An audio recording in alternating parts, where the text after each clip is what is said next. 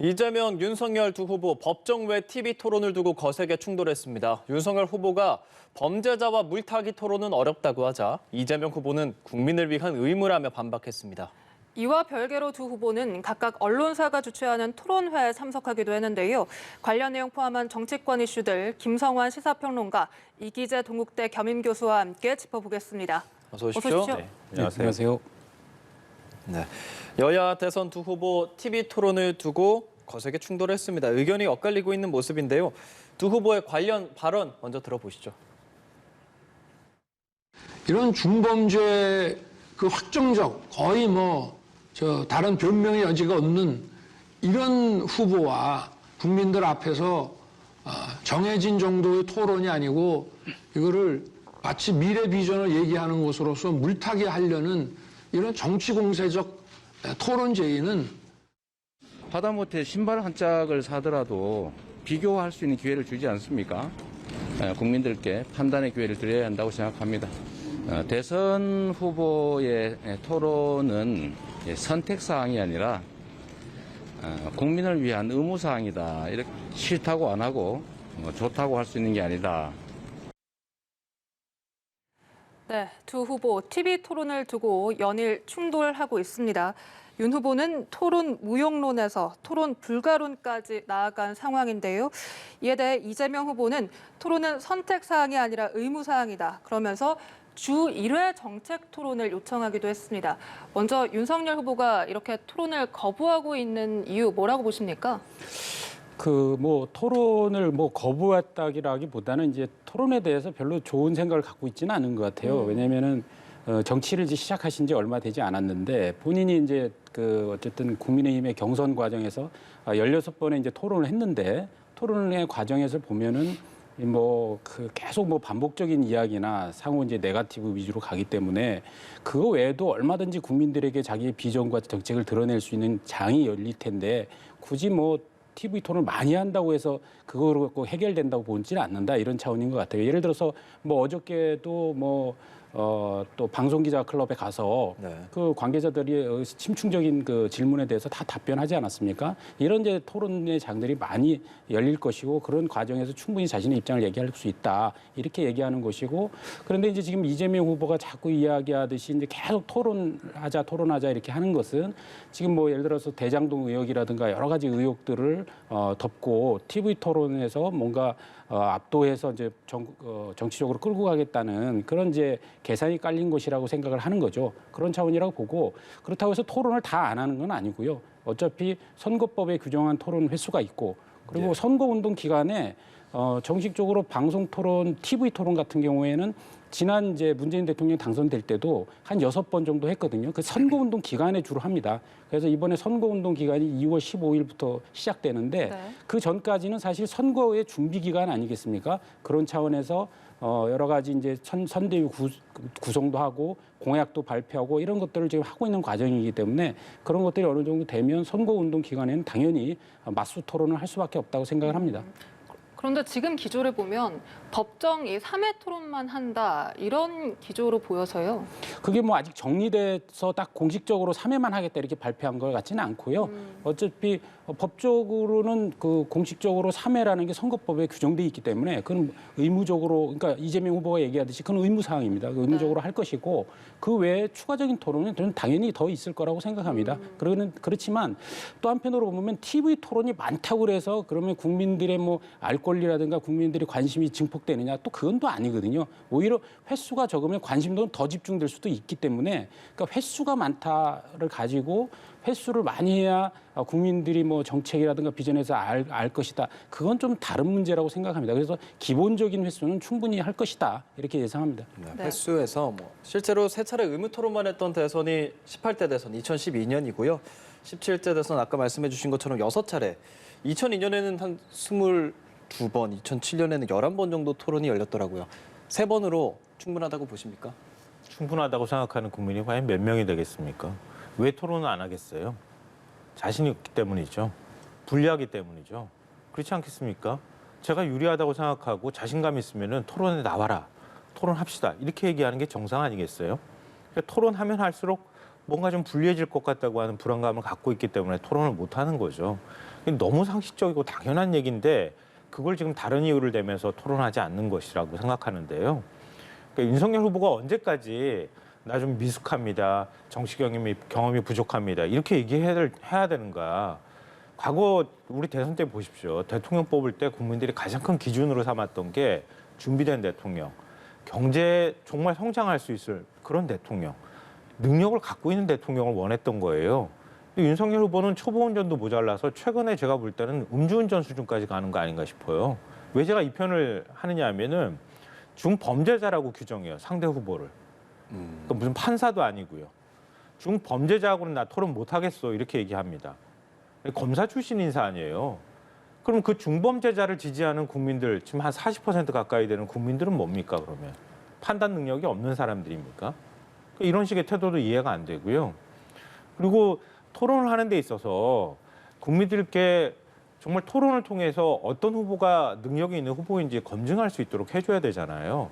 그러면 질문을 받는 것을 두려워하지 않아야 해요. 정치인이 질문 받는 걸 두려워하면 어떡합니까? 그러면 어떻게 정치를 해요? 정치인은 끊임없이 질문받는 사람입니다. 그 질문에 대해서 자신의 생각과 뜻을 밝히는 게 정치인의 역할인 거예요. 근데 질문 안 받겠다는 얘기 아니겠어요? 이 질문 안 받겠다고 하는 태도를 가지고 어떻게 토론을 하겠는가. 이런 부분에 대해서도 저는 대단히 심각하게 이 토론에 관한 인식에 문제가 있다 이렇게 생각합니다. 네.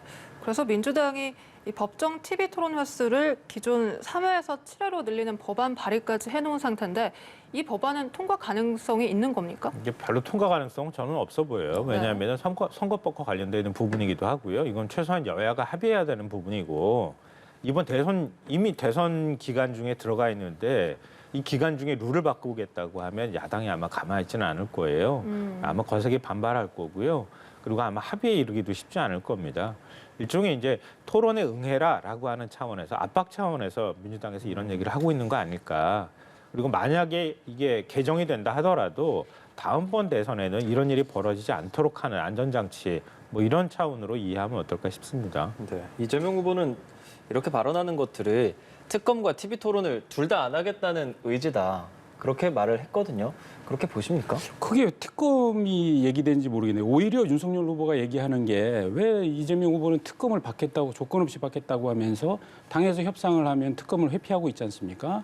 그런 차원에서 오히려 특검을 받아야 되는 것에 분명하면 그럼 TV 토론을 하겠다는 조건까지 얘기하는 정도이기 때문에 저는 뭐 이재명 후보는 굉장히 억지 논리라고 생각하고 제가 좀만 추가적으로 말씀드리면 그렇습니다. 어차피 그 방송 토론은 이제 법정 이제 3회가 규정돼 있지 않습니까? 법이라는 것은 최소한의 규정만 해야 되는 것이지. 그 다음에는 이제 각자 그 후보들의 어떤 장단점에 근거한 여러 가지의 선거 전략과 캠페인 활동을 하는 거 아니겠습니까? 예를 들어서 어떤 진영과 진영의 이제 지금 뭐 대결을 한다라고 할 때 장수가 어떤 장수냐에 따라서 어떤 장수는 지략이 풍부한 장수일 수도 있고 어떤 사람은 덕이 많아서 덕이 많은 사람일 수도 있고 네. 어떤 사람은 싸움 잘하는 사람이 있는데 싸움 잘하는 사람이 나와서 싸움하자고 자꾸 이렇게 현란하게 유인한다고 해서 싸움 잘 못하고 지략과 덕으로 승부하는 지장이 나가갖고 그냥 그 싸움에서 져버리면 그 전쟁이 어떻게 되겠습니까? 그건 말이 안 된다고 보고요.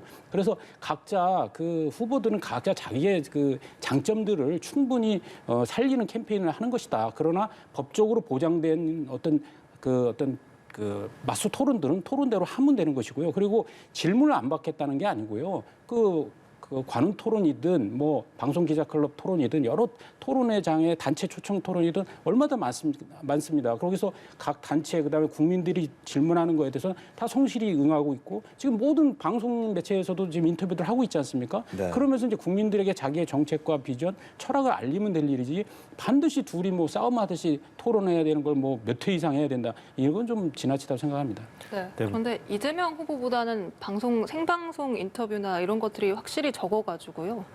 그 인터뷰도 최근에도 계속 하고 있는 것으로 알고 있고요. 그리고 저는 그렇습니다. 그리고 이게 우리가 지도자를 뽑을 때 뭐 말 잘하는 사람을 뽑아야 되는 이유는 별로 없다고 생각하고 그리고 저는 또 윤석열 그 선대위 쪽에 얘기하고 싶은 거는 그 어떤 TV 토론이 꼭 이렇게 말을 잘해야 그 어떤 국민들로부터 지지를 받는 건 아닙니다. 예를 들어서 과거에 미국 같은 경우에 조지 부시하고 엘 고어의 TV 토론이 유명한 토론인데 네. 토론 자체에서는 엘 고어가 완전히 압승을 했습니다. 조지 부시가 말도 더듬거리고 거의 공격을 많이 당했는데 결론적으로 끝나고 나서의 그 국민들의 평가는 오히려 조지 부시가 잘했다는 거로 나왔거든요. 그게 왜냐하면 어떤 토론을 임할 때 엘 고어는 굉장히 그 상대를 무시하고 거만하게 행동하면서 오히려 감점했던 그 결과입니다. 그리고 지난 우리 대통령 선거에서도 알 수 있지만 문재인 대통령 그다음에 홍준표, 유승민 후보 TV 토론 했지 않습니까? 누가 말 잘합니까? 홍준표, 유승민 후보가 문재인 후보보다 훨씬 말 잘했습니다. 그러나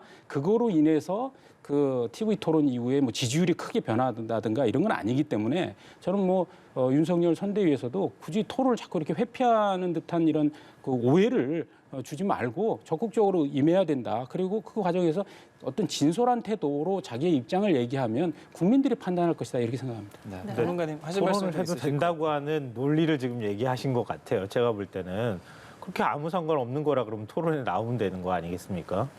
그리고 최소한의 규정 말씀하셨는데요. 최근에 이제 윤석열 후보하고 이재명 후보가 유튜브 방송 출연했잖아요. 뭐 그걸 직접 이제 방송을 언급하긴 그렇지만 경제 뭐 게임 유튜브 방송에 출연했는데 조회수가 제가 오늘 아침에 보고 오니까 450만 회가 넘었어요. 500만 회 가까이 돼요. 유튜브 방송에 출연한 걸 국민들이 일부러 다 찾아보고 지금 보고 있다는 거예요. 근데 TV만 틀면 편하게 볼 수 있는 건데 왜 두 후보를 TV에 토론하는 걸 편하게 볼 수 있는 걸 이렇게 어렵게 만듭니까? 그렇지 않겠습니까? 지금 방송사들이 굉장히 불만이 막 엄청나다고 해요. 보통의 경우에는 뭐 지상파 3사든 아니면 뭐 종편사든 보도 전문 채널이든 TV 토론회를 다 주최하거든요. 근데 나오라고 하는데 안 나오는 거예요. 윤석열 후보가 왜 안 나옵니까? 나오면 되잖아요. 그러니까 그것도 상식적으로 이해가 안 된다고 생각하고요. 정치인들 간이든 우리가 일상적으로도 마찬가지지만 사람들 간에 얘기하는 거에는 대화도 있을 수 있고요. 협상을 하는 과정도 있고요. 토론도 있고 앞서 말씀하셨던 것처럼 싸움도 있어요. 정치인에게 기대하는 거는요. 협상도 기대하고 토론도 기대하는 겁니다. 싸움이 되길 원치는 않는 거예요. 만약에 두 사람이 모여서 얘기를 할 때 일반적으로 우리가 정치인들의 얘기를 할 때는 대화를 한다고 하기보단 뭐 협상을 하는 과정도 있을 수 있지만 토론의 과정을 국민들은 기대하는 거예요. 이건 왜냐하면 정치는 법적인 잣대에 관한 문제가 아니라 우리 사회 갈등을 조정하는 과정이기 때문에 그래요. 그러니까 그 과정을 통해서 어떤 이슈에 대한 상대방의 얘기를 들어주는 과정인 겁니다. 근데 TV 토론이 그러길 기대하고 있는 거예요, 국민들은. 정책을 놓고 서로 간의 생각이 뭐가 다른지를 비교하고 그리고 그 사람들이 서로 간의 얼마나 귀를 열고 들어줄 수 있는 태도가 돼 있는가를 보려고 하는 건데 아니 같이 만나면 싸움하는 거 아닙니까? 아니 무슨 이종격투기 하는 것도 아니고요. 그렇게 얘기하면은 어떻게 정치가 되겠어요.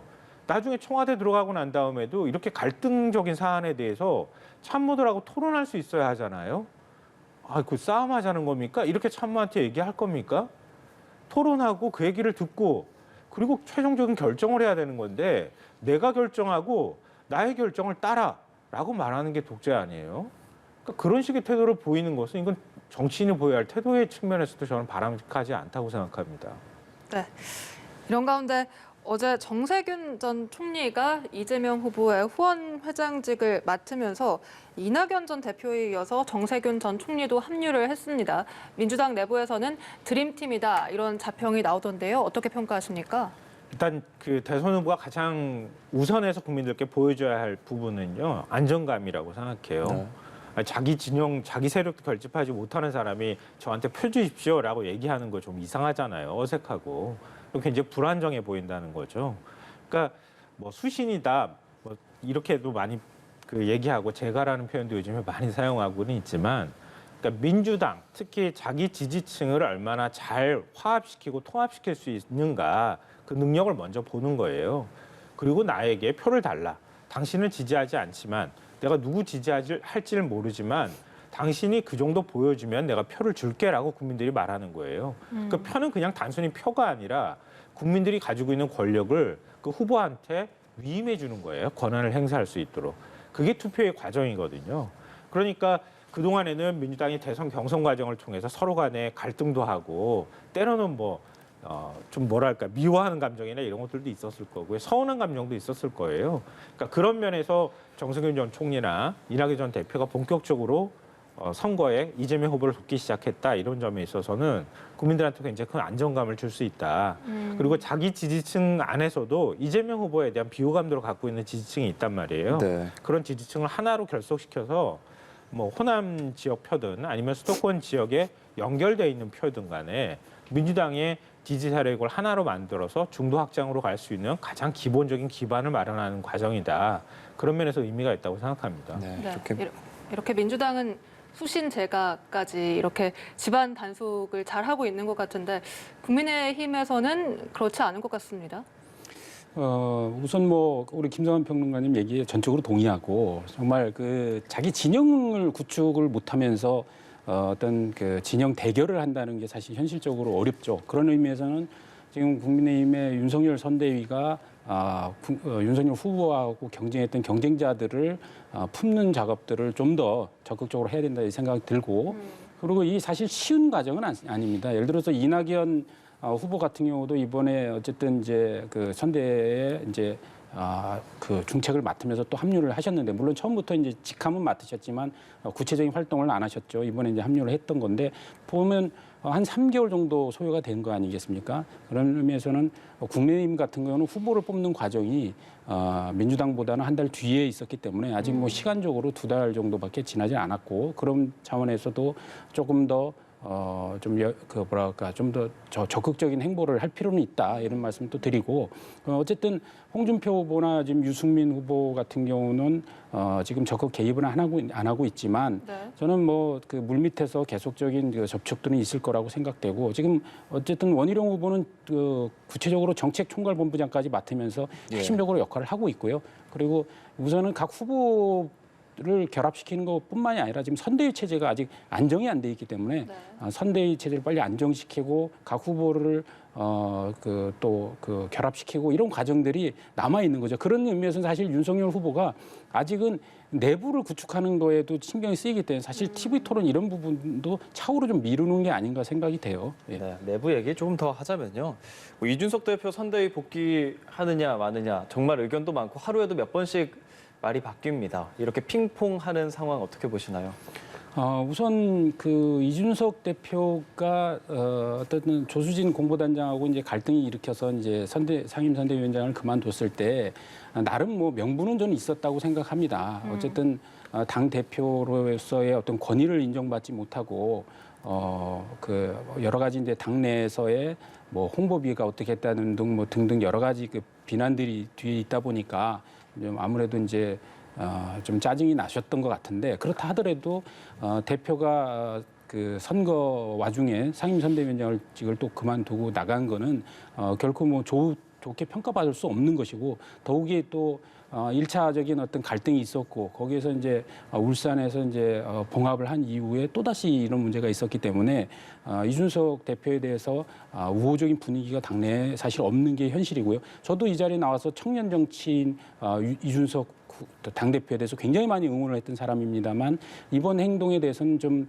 너무 경솔했다 이런 생각이 있기 때문에 이 관계에서 빨리 근데 이준석 당대표는 지금 다시 이제 들어오는 거를 본인의 이제 기획과 지휘가 그러니까 실현될 수 있는 구조가 되면 들어오겠다는 좀 약간 조건을 갖고 있는 것 같은데 저는 이제 조건을 달지 말아야 된다고 생각합니다. 그래서 정치는 명분으로 움직이는 거지만 최고의 명분은 결국 대의에 자기 소아를 버리는 게 최고의 명분입니다. 그래서 정권 교체의 큰 대의에 자신의 자존심이나 이런 것을 버리고 들어올 때 오히려 더 많은 국민들이나 지지층들이 지지를 할 것이다 이렇게 생각하기 때문에 어떤 이 상황에서 1차도 아니고 2번째까지 상황이 왔기 때문에 무슨 후보의 어떤 또다시 어떤 조치를 기다리는 것보다는 자진해서 본인의 이제 감정 정리가 안 됐다는 것을 얘기하면서 정말 성실히 정권 교체 임하겠다 이런 자세로 나오는 게 이준석답다 이렇게 생각을 합니다. 그럼 이 상황에서 해법이라고 한다면 이 대표가 먼저 좀 수그리고 들어와야 한다는 게 이 교수님 저는 생각이신가요? 자존심을 버려야 된다고 생각하고요. 소아를 버려야 된다. 대의가 있다. 그래서 이 대의를 품고 가는 젊은 정치인 이준석을 볼 때 이준석의 미래도 있는 것이지 이준석 대표가 이번에 나가면서 본인 선거에 지면 자기는 불명예이지만 후보는 무한 책임이다라고 얘기를 했지 않습니까? 근데 후보의 무한 책임은 맞지만 이준석 개인 정치인에게 이게 불명예 수준이 아니고 본인의 정치 생명도 위태로울 수 있다는 걸 좀 알고 큰 틀에서 합류를 다시 해야 된다. 자존심을 버려야 된다. 이렇게 생각합니다. 네, 이렇게 윤석열 후보와 이준석 대표 간의 이 갈등이 생중계되는 상황이고 국민의힘 초선들 사이에서는 뭐 사퇴 의견까지 나온 상황 어떻게 평가하십니까? 일단 선거 기간 중에 이런 모습 보이는 게 대단히 불편하게 느껴질 거예요. 이건 유권자의 시각으로 바라봐야 할 문제라고 생각하는데요. 그러니까 국민들이 가장 싫어하는 게 싸움하는 거잖아요. 더군다나 집안 싸움 굉장히 보기 싫어하죠. 그러니까 앞서 먼저 원팀과 관련돼 있는 얘기 나눴지만 최소한 이 정도도 못하는데 어떻게 우리들한테 수권 능력을 인정받으려고 하느냐라는 국민적 시각이 있을 수밖에 없다고 생각하는데요. 근데 문제를 푸는 방법은 여러 가지가 있을 거예요. 예를 들면 교수님께서 말씀하셨던 것처럼 이준석 대표가 그래도 뭔가 지금 당연히 대선 후보가 있으니까 내가 불만이 있더라도 아니, 내가 참아야지. 그리고 들어가는 방법이 있을 거예요. 네. 정반대의 방법도 있을 거예요. 후보가 아무리 좀 나한테 대해서 불만을 갖고 있다 하더라도 내가 품어 안아야지. 그래야 내가 더 많은 유권자들한테 지지를 받을 거야라고 해서 그렇게 먼저 가서 감싸는 모습을 보여줄 수도 있을 거예요. 그 방법이 어떤 게 정답이다라고 말하기는 어렵겠지만 제가 만약에 후보라면 먼저 가서 당대표한테 안으면서 지난번에 울산해동처럼 그런 모습 보이려고 할 거예요. 왜냐하면 결과적으로 본인이 당락 대통령이 되느냐 안 되느냐에 지금 갈림길의 선거 아니에요. 자신이 더 다급한 상황인 거예요. 그럼 내가 지금 다급한 상황에서는 그때는 내가 아무리 불만이 있다 하더라도 내가 먼저 가서 손 내밀고 내가 자존심 좀 꺾어주고 그렇게 해야지 되는 거 아니에요. 그렇게 해야지 그게 원래 저는 맞는 태도라고 생각하거든요. 근데 지금 윤석열 후보의 태도는 그렇지 않아요. 그냥 어깨 펴고 그냥 막 이렇게 다니는 거예요. 그냥. 이준석 대표가 얘기하잖아요. 나한테 도와달라고 하면 내가 가서 도와주겠다고 말하는데도 도와달라는 말 안 해요. 이게 바로 지금까지 이런 국민의힘 내부 갈등의 가장 원인이 되는 문제가 아닌가 싶어요. 그러니까 선대위 구성할 때도 김정인 위원장 들어오는 것도 마찬가지였잖아요. 그것도 역시 들어오기 싫어? 조건 안 맞아? 그럼 들어오지 마요. 이렇게 했다가 결국은 한 달 동안 빙빙빙빙 돌다가 결국 김정인 위원장한테 달려갔던 거 아니에요. 김정인 위원장 모셨어요. 모셨는데 뭐 윤핵관이다 뭐다 그래서 당내 갈등 그러니까 자기 밑으로 사람들이 다 줄 서 있는 상황이 돼버렸다고 해서 선대위가 안 움직입니다. 이러고 난 다음에 또다시 이준석 대표가 나 그러면 선대위 이제 다 그만둘 거예요. 그리고 나니까 그러면은 김정인 위원장이 그립감을 갖고 하십시오. 이렇게 얘기했어요. 근데 그 다음에도 제대로 해소가 안 됐다는 얘기가 나와요.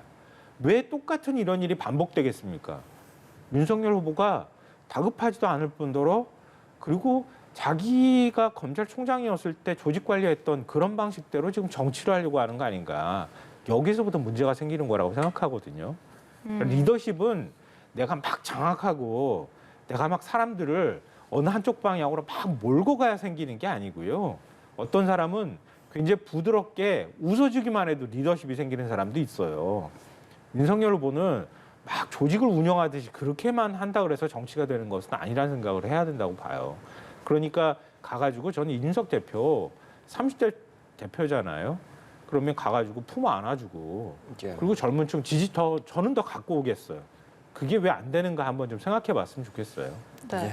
이번 사태와 관련해서 오늘 오전에 김종인 총괄선대위원장이 이번 주 안에 이준석 대표를 만나겠다. 그러면서 이준석 대표가 돌아오면 돌아오는 것이다. 이런 발언을 해서 과연 올해 안에 이 사태가 정리가 될까 하는 많은 궁금증이 드는데 오늘 아침까지 들으신 게 있습니까? 지금 어쨌든 그 김종인 위원장의 그 생각은 김종인 위원장 생각이 맞는 것 같아요. 뭐냐면 당대표로서의 역할이 있는 것이고 또 선대위에 참여하지 않는다 하더라도 밖에서 할 수 있는 일은 할 것이다. 이런 것이고 또 정치인이 한번 또 그만둔다고 나갔는데 쉽게 그 또 꺾고 들어온다는 것도 현실적이지 않기 때문에 좀 시간을 두고 지켜봐야 된다는 기조인 것 같고 뭐 저는 이준석 당대표도 지금 고민이 많으신 것 같아요.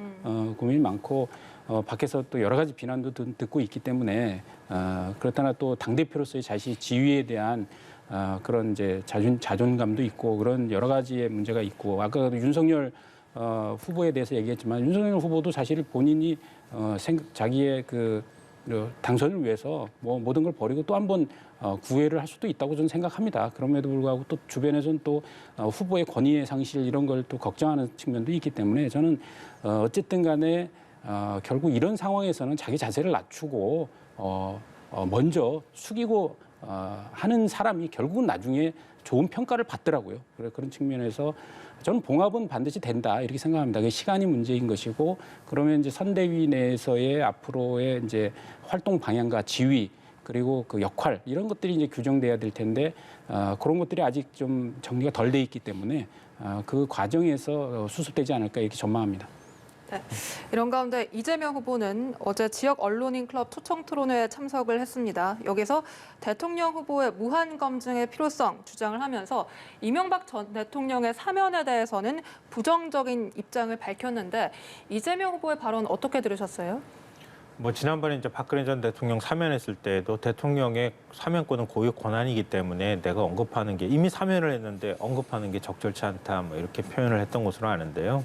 저는 뭐 개인적으로 박근혜 전 대통령 사면도 맞지 않다고 생각해요. 그러니까 국민들이 1,600만 명이 촛불을 들어서 탄핵시킨 대통령입니다. 물론 국민들이 탄핵했다고 하는 표현은 뭐 중간에 이제 헌법재판소에 최종 파면 결정이 있기는 했지만 그래도 국민들이 이런 공적 시스템을 다 무너뜨리고 사인에게 의존하는 이런 방식으로 국정 운영하는 것은 용납할 수 없다고 해서 나왔던 거 아니에요? 거리로 나왔고. 근데 그 대통령을 지금 5년도 안 돼서 사면해 주는 것은 전 사면권 남용에 해당이 된다고 생각합니다. 그러니까 그런 연장선에서 이재명 후보도 당연히 그렇게 생각할 수밖에 없지 않을까 그렇게 생각하고요. 정치적으로 굳이 뭐 얘기하기보다는 이명박 전 대통령은 사익을 취해왔잖아요. 우리 다 아시다시피 BBK 사건, 다스 이게 다 어디서 나온 겁니까? 이 대통령이 뭔가 권한을 행사하는 과정에서 있었던 일입니까? 그게 아니거든요. 다 자기 거였던 거예요. 그리고 자기 사건과 관련해서 변호하기 위해서 대기업으로부터 뇌물 받았던 거고요. 근데 이런 것이기 때문에 박 전 대통령하고 굳이 뭐 죄질이나 이런 것들 따진다고 하면은 사익을 취하는 과정이었기 때문에 그 과정에서 뇌물을 받았던 것이었고 했기 때문에 또 국민을 기망하고 속였던 거죠. 그러니까 그런 측면에서는 용서가 잘 되기 어렵다. 근데 박근혜 전 대통령은 권한을 행사하기는 했지만 자기가 직접 사익을 취하지는 않았다. 뭐 이런 점에서는 차이가 있다고는 할 수 있겠는데 이재명 후보가 거기에 대해서 동의하기는 좀 어려울 거라고 생각하고요. 앞으로 자신이 또 행사해야 될 사면권과 관련돼 있는 문제잖아요. 만약에 대통령이 된다면. 그리고 국민들 특히 이제 촛불 민심을 생각하지 않을 수는 없었을 것이다. 그래서 여기서 더 사면을 하겠다라고 발언하기는 어려웠을 것이다 이렇게 생각합니다. 네, 그리고 윤석열 후보도 방송기자클럽 토론회에 참석을 했습니다. 지금 말씀해 주시는 것처럼 이 박근혜 전 대통령에 대한 이야기를 윤석열 후보도 했는데 미안한 마음에 대해서 좀 이야기를 했거든요. 그렇죠. 뭐 본인이 이제 자신의 직을 했기 때문에 자기는 그거에 대해서 성실하게 했을 뿐이고 어떤 인간적인 차원에서의 어떤 미안한 마음을 이제 표현한 것이라고 보여지고요.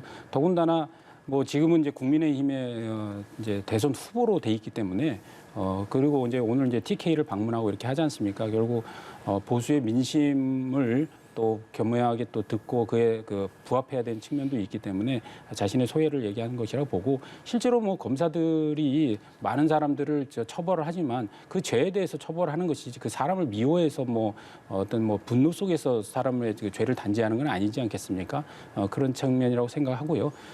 이제 저는 이제 윤석열 후보는 지금 현재 이제 TK 민심뿐만 아니라 이게 전국적으로 지금 그 보수층이 불안해하는 여러 가지 지점들이 있지 않습니까? 그런 부분에 대해서 좀 당당하고 그리고 아까 뭐 TV 토론 같은 것도 그렇지만 이게 예를 들어서 김건희 배우자의 문제 같은 경우도 지금 저는 이제 사실 TV 토론 같은 경우는 오히려 더 적극적으로 해야 된다는 생각까지 하거든요. 이제 조언을 드린다면 오히려 가족 검증이라든가 이런 거보다는 사실 이거를 정책 토론으로 전환하면서 문재인 정부에 대한 심판과 그다음에 이재명 후보의 여러 가지 그것들이 결국 차별화가 아니라 지금 선거의 일시적인 차이점을 드러내기 위한 것일 뿐이라는 걸 좀 국민들에게 설명하고 그 국가 비전에 대해서 명확한 차이가 있다는 점을 오히려 호소하는 것이 선거운동 캠페인이 훨씬 더 유리할 것 같거든요. 그런 차원에서 TK에 가서 이제 어쨌든 간에 그다음 뭐 박근혜 대통령에 대한 어떤 개인적인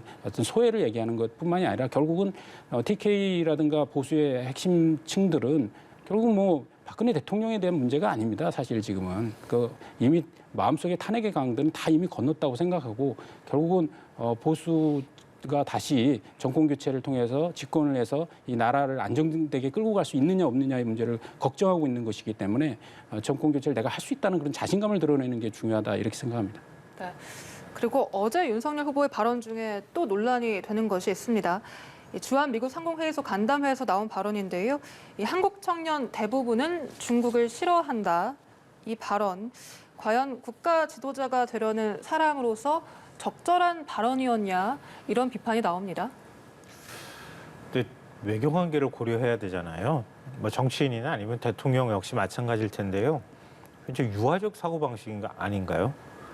저국가하고 외교 문제를 얘기하는데 국민들이 싫어해요. 이게 얼마나 유화적 사고 방식입니까? 요즘 굉장히 불안하다는 생각이 들고요. 그러니까 그 근거로 제시한 것도 신문 기사 본 거라고 지금 얘기를 하고 있거든요. 기자들 질문하고 나니까 이것도 또한 말이 안 된다. 나중에 외교도 이런 방식으로 할 것인가 이런 것에 대한 의문이 들게 하는 발언이다 이렇게 생각하고요. 그러니까 지금 굳이 얘기하자고 하면 발언의 맥락은 그거예요. 한미일 공조가 잘 됐을 때는 한중 관계가 좋았는데 오히려 미국하고 중국 간의 중간자 역할을 했을 때에는 오히려 국민들이 싫어하더라. 이게 이제 발언의 취지인 거예요. 한번 생각해 보세요. 박근혜 전 대통령이 천안문 막내에 올라서 중국군 사회를 지켜봤어요. 그러다가 느닷없이 사드 배치한다고 했어요. 사드 배치한다고 하고 난 다음에 중국 정부가 강하게 반발하고 한한령 내리고 중국에서 한류 콘텐츠 다 막아버리고 중국 관계, 한중 관계가 거의 최악으로 치달았어요. 이 정부 내내 중국 관계 회복하려고 하다가 작년에 시진핑 주석 방문한다는 얘기가 나왔어요. 방한한다는 얘기가. 그게 한중 관계 개선의 신호탄이라는 얘기를 했어요. 그러면은 앞뒤가 안 맞잖아요, 말이. 그러니까 자신들이 집권했을 시절에 한중 관계 다 망가뜨려 놓고 난 다음에 이 현 정부가 들어서서 그나마 한중 관계를 회복하는 데 시간이 걸렸는데 근데 본인들이 다 만들어 놓은 일에 대해서 뒷수습을 했는데 지금 한국 사람들이 중국 사람을 미워합니다. 한국 청년들이 미워하고 중국 사람도 한국 미워합니다. 이렇게 얘기해 버리면 어떡합니까? 그리고 한중일 동맹이 강화되면 강화될수록 아마 중국과 러시아의 동맹은 더 강화될 가능성이 있어요. 더 갈등이 생길 가능성이 있거든요. 그리고 한반도 문제가 있는 거예요. 이 지정학적이고도 외교적으로 굉장히 고도한 어떤 판단이 필요한 건데 네. 이걸 국민적 감정의 문제로 치환해 버렸다. 저는 납득이 안 된다고 생각해요. 네. 이 발언에 대해서 이 교수께도 여쭤볼게요. 우선 저는 뭐 팩트를 짚고 갈 필요는 있는데 우선 팩트는 저는 윤석열 후보가 얘기한 게 팩트가 맞습니다. 예를 들어서 그 미국의 여론조사 회사에서 조사 결과가 발표된 게 있는데, 그러니까 예를 들어서 그 한국인들의 한 75%가 이 반중 정서를 갖고 있다 이런 이제 여론조사 결과도 있고, 그리고 우리 국책연구기관에서 조사한 결과에 따르면 또 중국인들의 이제 한국에 대한 정서 이런 걸 이제 조사한 걸 보면은 굉장히 그 북한과 뭐 동급으로 취급하는 이런 이제 정서들을 한 데이터들은 있어요. 그런 측면에서 그런 걸 좀 인용을 했다고는 보고, 그리고 어떤 내용의 맥락은 알겠어요. 뭐냐면 우리가 이제 몸은 이제 한미 동맹에 묶여 있고 마음은 이제 문재 정부는 이제 몸은 한미 동맹의 틀 안에 있으면서 마음은 이제 친중에 가고 있다 보니까 결국 중국에서 보면은 너희들의 정체가 뭐냐 이런 식으로 계속 묻고 있는 거 아니겠습니까? 그런 측면에서 볼 때 우리가 한미 동맹에 있다면 그걸 더 굳건히 하고 나서 중국과는 말 그대로 경제적인 차원에서 이렇게 무게 중심을 분명히 해야 되는데 중간자적으로 있다는 것 자체가 결국 잘못하면 어느 누구도 편이 안 될 수도 있는 위험이 있다. 그래서 그런 외교적인 문제를 좀 지적을 하려고 했던 것이라고 보여지고, 다만 이제 표현에 있어서는 굳이 이제 뭐 중국이 뭐 그러니까 우리 한국 청년이 중국들을 뭐 싫어한다 뭐 이런 표현보다는 오히려 반중 정서가 걱정된다. 그런데 이 반중 정서의 원인은 문재인 정부의 이런 잘못된 중국 그 외교 정책에서 비롯된 것이다. 이렇게 이제 설명을 하면 될 일을 좀 약간 표현의 문제에서 계속 실언들이 나오는 것들을 다 들여다보면 결국 맥락은 맞아요. 대충 뜻은 알겠는데 이게 이제 이 정치적 표현들이 익숙하지 않다 보니까 그런 문제들이 계속 나온 거 아닌가 이렇게 생각합니다. 네, 지금까지 김성환 시사평론가 이기재 동국대 겸임교수와 이야기 나눴습니다. 오늘 말씀 고맙습니다. 고맙습니다.